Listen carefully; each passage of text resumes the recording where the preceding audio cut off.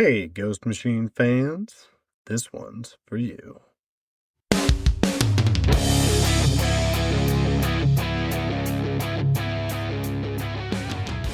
Welcome to the Ghost Machine Fans Podcast, episode 111.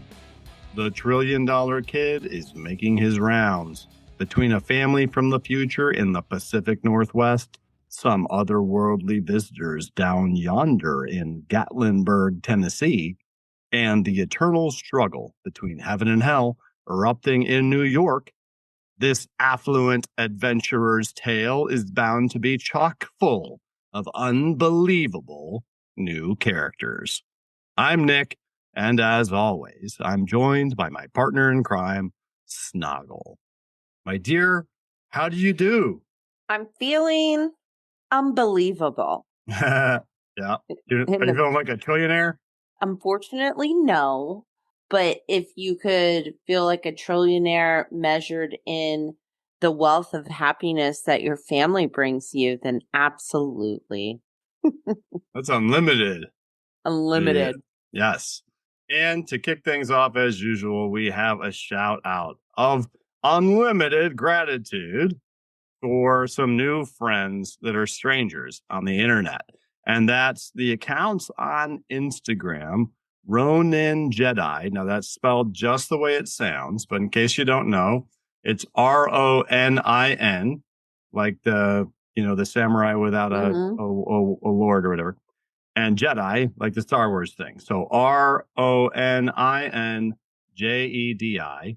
And then there's another one that's S.Miley, SK, the number 8, and then the letter S again. So it's S.Miley, SK8S, like Miley Skates. Mm-hmm. And those folks are awesome. Check this out, Snoggle. They're a couple out there who love comic books, and they've started making content together. They've posted some videos together, collaborating, and then they've had other ones that are independently on their own. They've posted a whole lot of fun Ghost Machine stuff as of late, and many of those they collaborated with us on. So really, really appreciate that. You should check out this stuff that they have going on. They talk about all different kinds of comics, and it looks like he's working on a comic book of his own too. So make sure to check out Ronin Jedi and S.Miley, SK8S on Instagram. I love it. I also must confess that I read his name like it was his name. And I was like, how do you say that? Ronajedi? But enough about our friends on the internet, because Snoggle is back in the newsroom with some new news.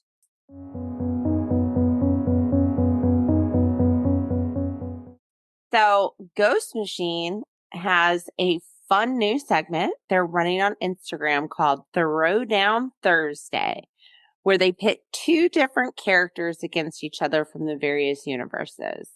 The first was a pretty funny choice, in our opinion. It was Pumbaa versus Rex. So Pumbaa from Rook Exodus, Swine's Main Drift, the giant boar, versus Rex, the cybernetic Rockefeller bodyguard dog from the future. Now, do they do it where we vote via the comments? There's one of those things where they have like a poll. You know how you can put a poll in? So that's in there. And then in the post, they said that you get extra credit or something if you give your explanation as to why. Now, as a Throwdown Thursday type situation, are we supposed to go into this thinking kind of like when MTV did celebrity death matches? Like these two characters are going to throw down like and fight? Or just what you like more? That's a great question. I do believe it is a battle situation. Ooh. I do think it is like your nice pull from Celebrity Deathmatch. I don't think it's like, who do you like more? Who'd you vote for? In that situation, I voted for Rex because I feel as though like we have yet to see like the full scope of his ability, I was going to say like features, because I think he's either completely robotic or he's like a cyborg. But I mean, we've seen him do a lot of really interesting stuff, and we saw him fight off like a bunch of people. I just think that Pumbaa is really cool, but at the end of the day, he is really just a giant boar. And Rex has like spatulas that come out of his back to make eggs and weapons and lasers, and he can pilot a helicopter. What were you going to say, Rex? Because robot abilities or whatever abilities he has. So you would have voted for Rex as well. That makes sense. I like this. It's cool. It'll make for some fun matchups. You know what I mean? Like think about all the crisscrossing you could do. Who do you think would be the best to fight Reyna? I'm thinking. Some would be funny, kind of like Pumbaa versus Rex. Others could be like really difficult matchups. Junkyard Joe. Junkyard Joe versus Reyna. Yeah, the robot battle or whatever. Robot Rock. Robot battle. That's pretty cool. So yeah, that's fun. If you want to check that out, go to Ghost Machine Pro on Instagram and you'll see what they've been posting about that. But what was once the Family Odysseys is soon to be the Unbelievables. And to talk about the second part of the prelude to the Unbelievables, which is the issue we're focused on today, we first have to talk about the 3 fantastic covers that were available to you when this book came out. Yes, we do. And we're talking about Hornsby and Halo ZERO, baby. We did Rockefeller ZERO for part 1 of the prelude. This is part 2. And $1 Trillion Kid, number 1, is part 3. Love it. So the A cover is Peter Schneeberg and John Cleese. On this cover, we've got our 4 favorite characters, Zach, Rose, Pepper, and Tucker. And they're all looking pretty ready for some comic book action. Definitely. They look poised, you know, like ready to jump through the panel at the bad guys or whatever. This also gives a sense that the 4 of them are now on the same team, which kind of jives with some of the content in this issue. I do find it very interesting that the cat who Zach has little devil wings. And as we know, all dogs go to heaven and the dog is angelic and stays with Rose. You know, as a person who's allergic to cats, I agree with that. Aw, boo. The B cover is a gorgeous cover. Gary Frank and Brad Anderson. It's a connecting cover with the one that we saw them do for the Rockefeller ZERO. In the bottom left, you can see a Rockefeller's foot-toe situation there. So that's how you know they connect. So both of them have the characters from each title on it with $10,000 bills floating around, all of which they have that $1 Trillion Kid there in the middle of them. That's pretty sweet. And this would be a very memorable cover to me. This is like, I will always remember that was part of how this launched, these 2 connecting covers. Very cool.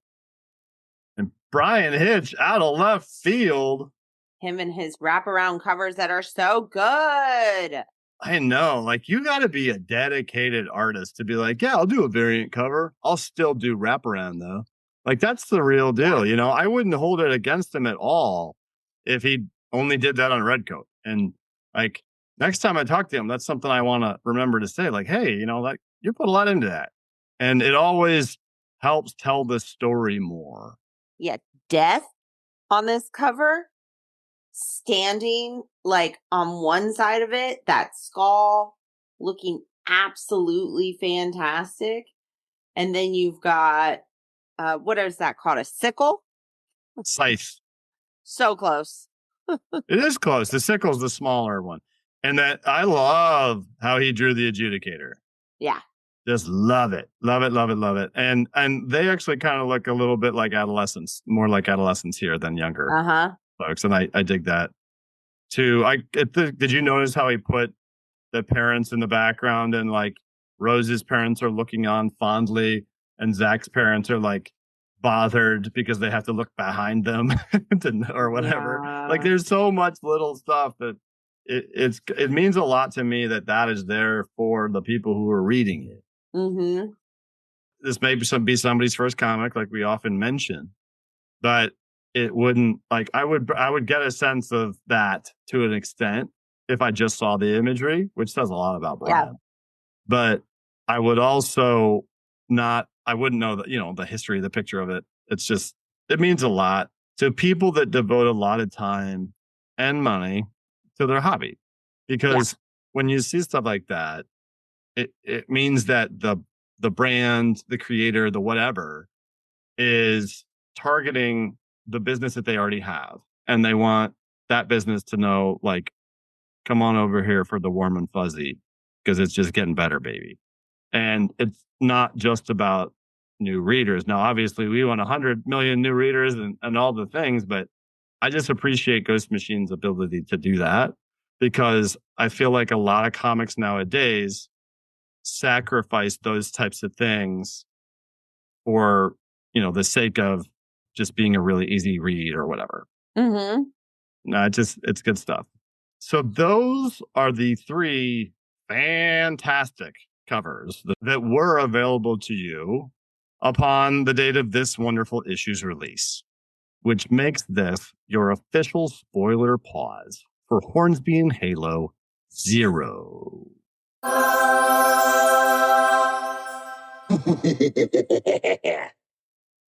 But we can't start until we have a creator roll call. Our creators are the legendary Peter J. Tomasi and the iconic Peter Snaberg, who will also be interviewing on this very show mere weeks from now. Peter squared. We have our color artiste, John Calise, super cool person. Rob Lee, our king of letters. Steve Blackwell, our designer. And Brian Cunningham, editor extraordinaire. And we've been reading a lot of good comics lately. A lot of different comics from different universes. Last issue was about the sci-fi verse. So catch us up, Snoggle. Where does this pick back up? Essentially after Rockefeller Zero. Where do we pick back up from? And what tone do we get as this thing kicks off? Well, the $1 trillion kid is hunting down all of these unbelievable groups of people and or aliens, monsters, etc. And that is what really ties Rockefellers in with Hornsby and Halo. So he is the glue that keeps it all together.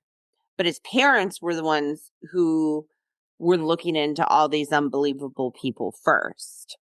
Right away on this first page, he's flipping through some files. Those are his parents' files.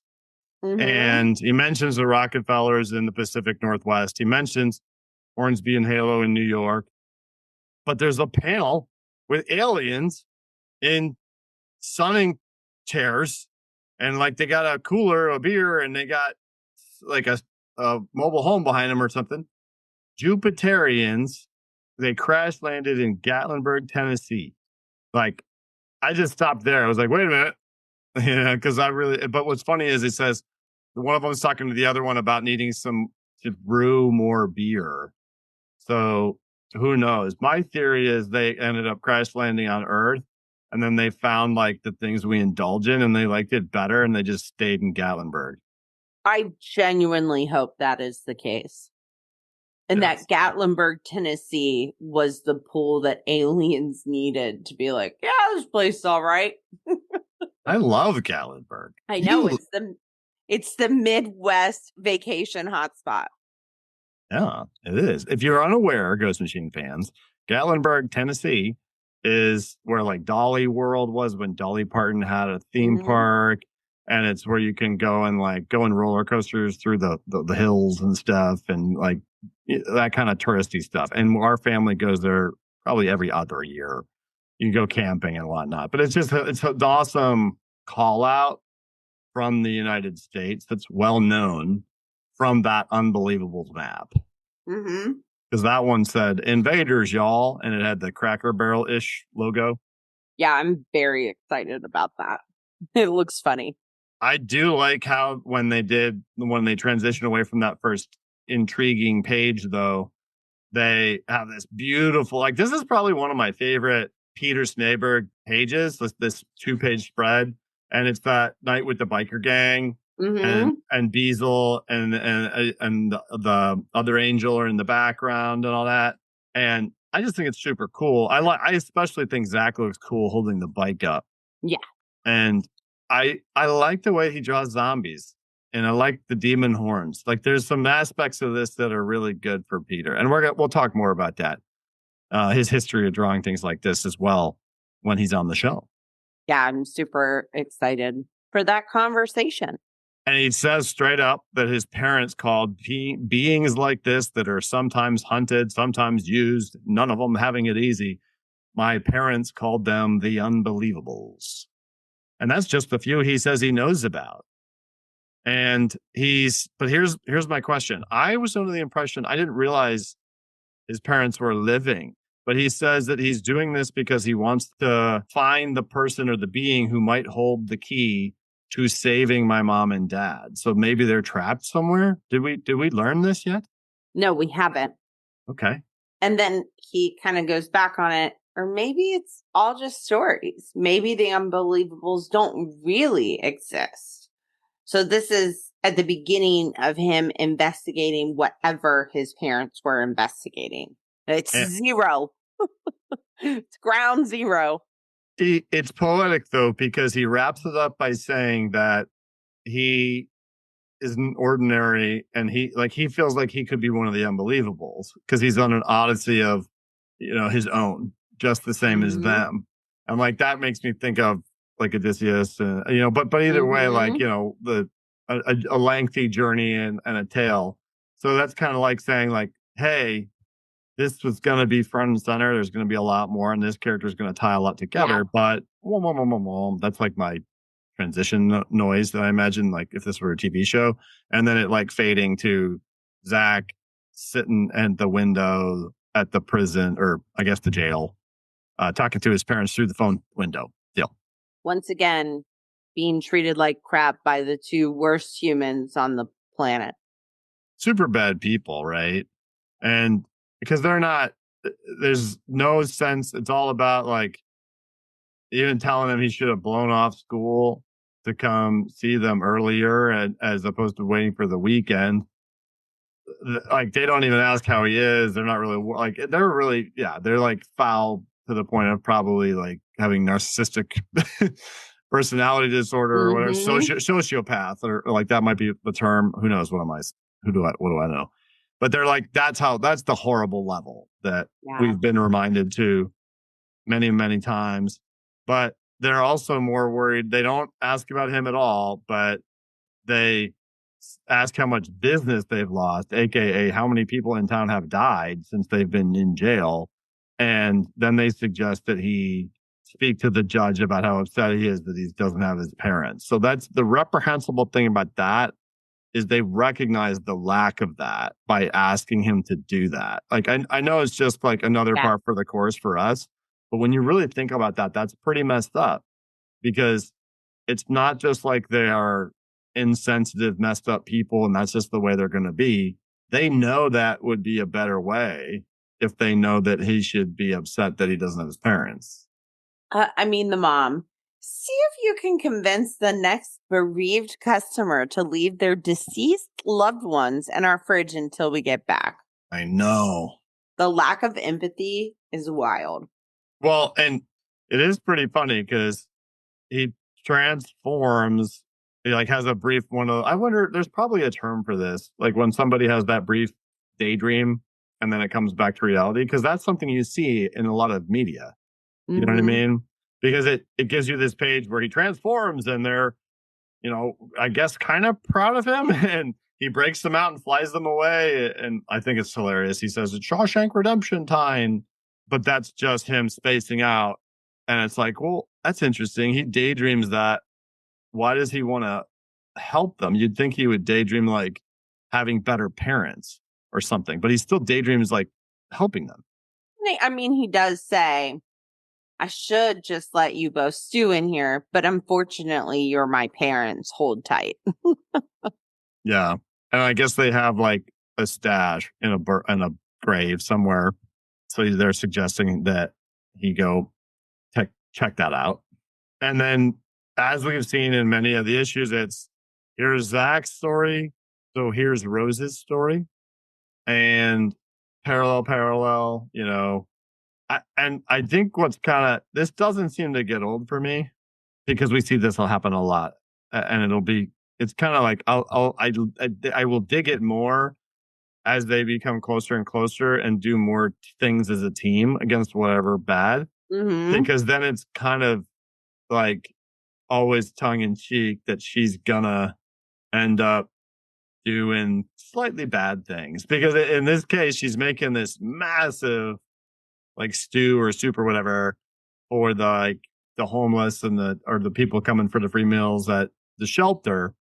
Inadvertently puts a very large amount of pepper into the soup, but doesn't tell anybody and just moves on. And then while they're playing bingo, it makes an old man very upset. Oh, yeah. And I mean, let's just be clear. He first assaults her dad. Don't tell me to calm down, and throws hot soup at him. Hot soup? Hot soup. And then he pushes Rose. And then she daydreams, which I love this panel, when he says, and I'm not going anywhere until I get an apology, idiot. She daydreams literally burning this man to death. Yeah, and then very stoically she says, he was a bully, Dad. He's hurt a lot of people during his life. But the Rob Lee sounds, man, for like the pepper thing flops into the soup. It's a PLAPP. The soup getting thrown onto Rose's dad, SPLOOSH, but it's like falling on the apron as it goes, like soup, which is what Rob told us that he liked to do, things like that. Mm-hmm. And when the dude gets incinerated by Rose, it's an FRROOSH, and it's around the edge of the fire cloud or whatever. Very cool, man. Yeah, very cool.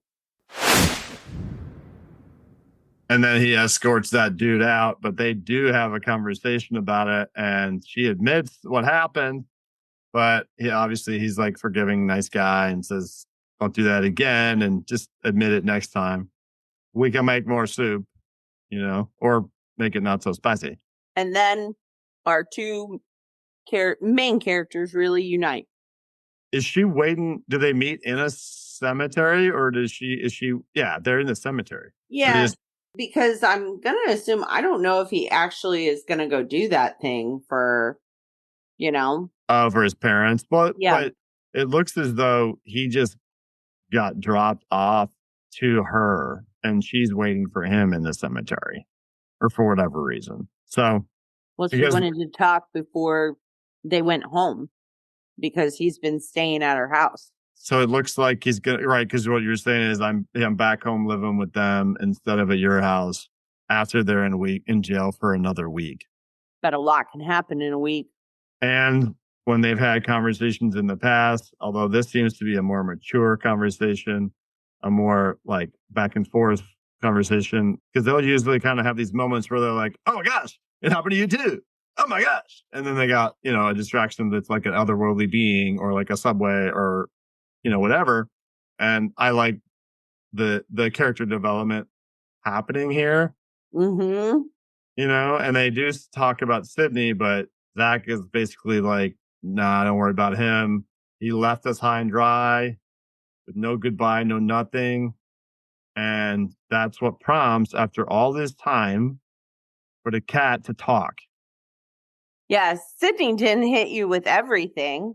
Sydney being the adjudicator. Yeah. You gotta be kidding me. Pepper? Yeah. And so we've always gotten the sense that I have felt Pepper seems more cunning than Tucker, mm-hmm.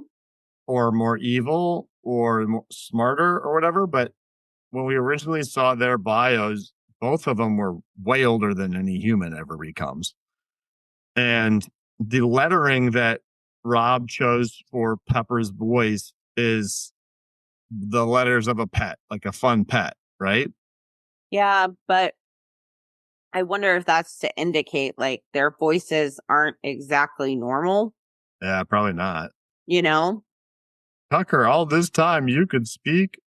It's a long story, Rose. And they both want both to follow them to a place that they recognize has one of Sydney's alias's vehicles parked out front of it. And they explain that it's the adjudicator's base of operations. And Zach's like, doesn't really look like anybody lived here. Rose says it looks like a fake house, like a facade for a movie. And that's because Tucker is like, he needed it just to pass enough to be. It needed to be real enough to pass for real, which is kind of cool. Yeah.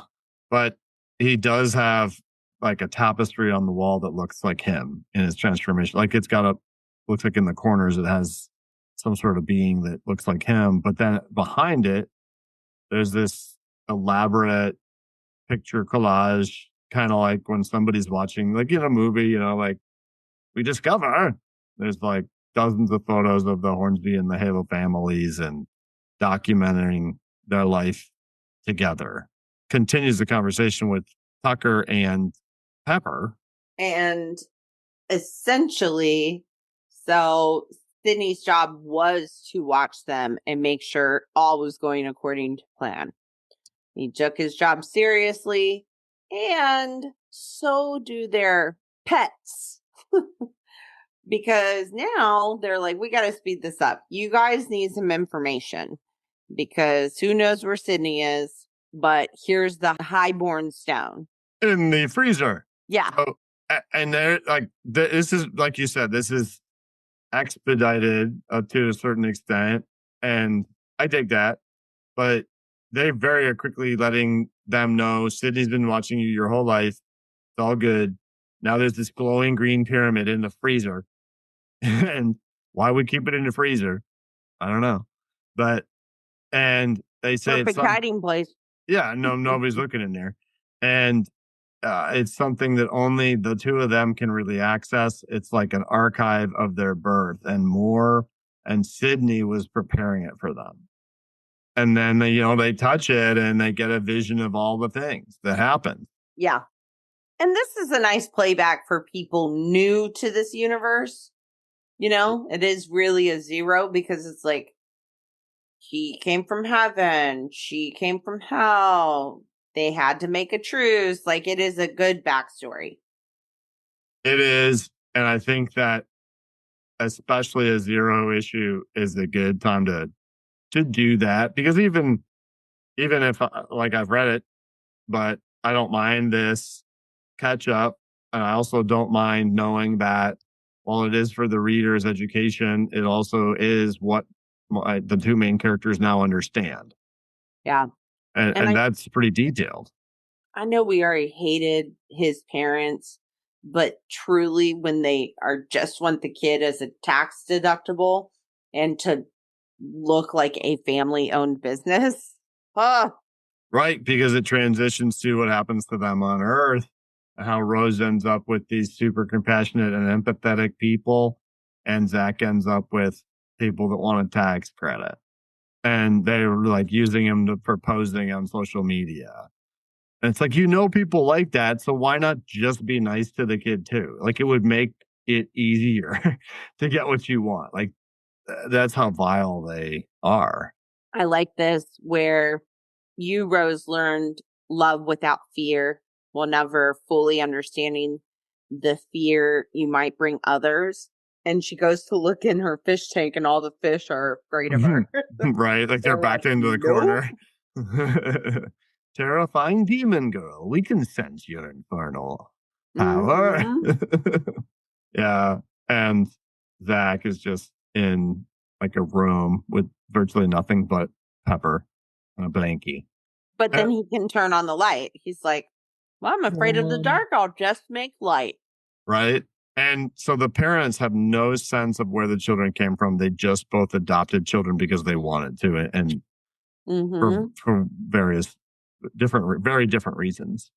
And I liked the one where Rose was in the living room with a whole bunch of candles lit up, and she has been like scribbling on the wall.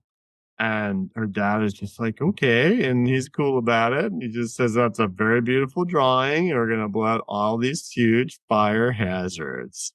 Hysterical. Also, he asked his wife, hey, Faye, did you light the candles in the living room? No, why? Never mind, because he knows that she'll probably freak out. Yeah, like any reasonable. Yeah. And then Zach, like all the animals love him, follow him everywhere. Like a Disney movie. Yeah. So Rose is in Girl Scouts and they get attacked by a bear and she fends it off and like hysterical scolds the bear. But ultimately it leads them back to an intense game of dodgeball in the school and another amazing two-page spread by Peter of the two of them battling and what looks like, they say for heaven, for hell. And they're in this massive, she's got a trident. He's got a blue flaming sword. And it's like, guys, if you can, I guess that's saying, it says right there, the singular and most important question is not who you both are, but who you'll choose to be. There are wars that end in fire, Rose, others in silence. This one, Zachary, this eternal one, may end in total blackness. And then the pets are like, cut it out. You've seen enough. Like, well, what else was there, dude? Like, what do you mean? Yeah. That was pretty much everything right there, other than maybe the future. But they agree that, like, the last stuff we saw, that was horrible. We saw the end of everything, and they tell their pets that. And then we cut to, remember this van? I do. The monster hunter guy from the one issue where there was also like a psychic monster hunter crew in competition. Yeah. Brick Button, monster hunter. And then all we see is a shadowy figure who's trying to find Brick Button. And his Brick's great employee gets bought off very quickly. Well, if it's $1 trillion kid, like he throws in the stack of, that's probably like a lot of money right there. Yeah, he's like, yep, bye. That might be what Brick pays him in half a year. Yeah. And to me, that's meant to indicate, oh, is this the $1 trillion kid? And then they talk and he says he loves his show. We still don't see who the person entering is. We don't see who is paying him. But he says that he had some interesting footage from Warwick, New York. And then he gives him a whole bunch of money when he tries to tell him he didn't. And it looks as though he'll probably go for it. Well, yeah. He wants to go to the Maldives. He does. He says the Maldives is nice this time of year.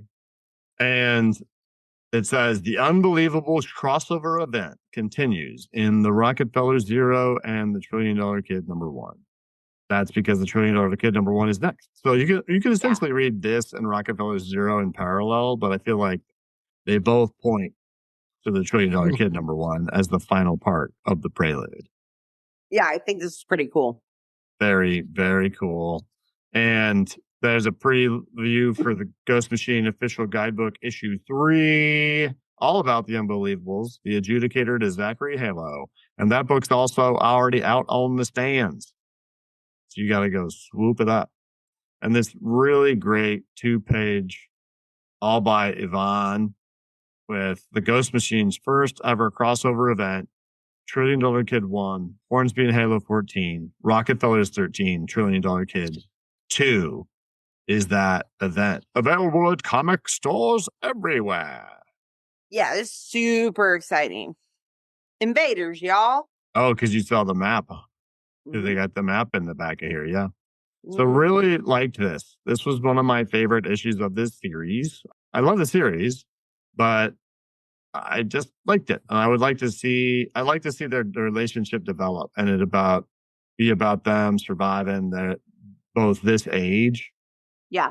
with these variables, nature, nurture, and all that, which is really true of any group of kids growing up like this, even though we get to have a more fun spin on it with them being heirs to heaven and hell. And I like this. I feel like this is the next chapter in Hornsby and Halo, and I like that could also speak to other parts of a larger universe like it's going to. But speaking to the larger universe, we have a fantastic mail. Yes. Would you like to read it? From Jason. Friend of the show. Friend of the show. So Jason asks, so since you people are going to San Diego Comic-Con, do you know if Ghost Machine will be there? If so, what can we expect? I'm assuming something related to First Ghost based on the Ghostgrams at the end of recent issues.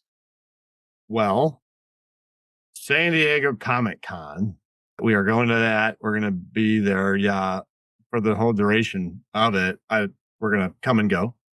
But I don't believe anything has been officially announced. So what we can say for now is I know Ghost Machine will be there. It would be funny if that's all I said. That'd be like a total cop out. No, I know Ghost Machine will be there. And I know there will be famous comic book people from that company that will be there. And some of them will be signing comic books. Yes. And some of them may even be talking on panels. But that's, I could get in big trouble for even saying that much. And I do believe that the folks at Ghost Machine Pro were probably going to be releasing that information to the public pretty soon. Yeah. Soon. Very soon. Soon. Suffice it to say, we are excited about it. And I will tell you, though, Jason, that when you said, I'm assuming something related to First Ghost based on the Ghost Machine grams at the end of recent issues, I don't know anything about what's going to be released, announced, or exclusive. And I don't know if all those boxes are going to be checked or not. But typically there's an exclusive related to a con, and there might be one for this, I'm guessing. And in terms of that First Ghost piece, that said something about San Diego Comic-Con in there. So I know what you know, and we will be there so that Snoggle can cover the news live for the first time. Live. And if you'd like to be like Jason and send us a comment, a question, a heckle, or a suggestion, you can do so by emailing ghostmachinefans@gmail.com. And if you'd like to enjoy all of our other content, you can visit www.ghostmachinefans.com, where you'll find our social media platforms, our wiki, and if you'd like to join the conversation on Discord, you can find the invite link on our profile on Instagram, Ghost Machine Fans, or on the events section of the Ghost Machine Comics Reddit. And thanks so much for joining us tonight on the Ghost Machine Fans podcast. Inviters, y'all. It's unbelievable.